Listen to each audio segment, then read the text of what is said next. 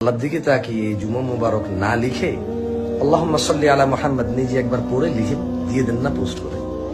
যেই দেখুক পড়ুক, ও পড়বে, ওর উপরে রহমত নাজিল হবে, গুনাহ ক্ষমা হবে, ওর মর্যাদা বৃদ্ধি হবে। ওর যতটা গুনাহ ক্ষমা হবে, যতটা রহমত নাজিল হবে, যতটা মর্যাদা বৃদ্ধি পাবে, অতটা সেম সেম আপনার দিকেও চলে আসবে ওর ভাগ থেকে। নিজেরটাও পেলেন, ওর ভাগেরও সমান সমান পেলেন। আরেকজনে পড়লো, নিজেরটাও পেলেন, ওর ভাগেরটাও সমান সমান পেলেন। আপনি এটা লেখার পর 10 জনে বলল, আপনি পেলেন 11 বার, বাকিরা একবার একবার বলে পেল একবার একবার। আপনি একবার প্রচার করে পেলেন 11 বার। 100 জনে দেখলে আপনি পেলেন 101 বার। 1000 মানুষে দেখলে আপনি পেলেন 1001 বার। 1 লক্ষ মানুষে জানলে আপনি পেলেন 1,00,001 বার। 1 কোটি মানুষ জানলে আপনি পেলেন 1,00,000,001 বার।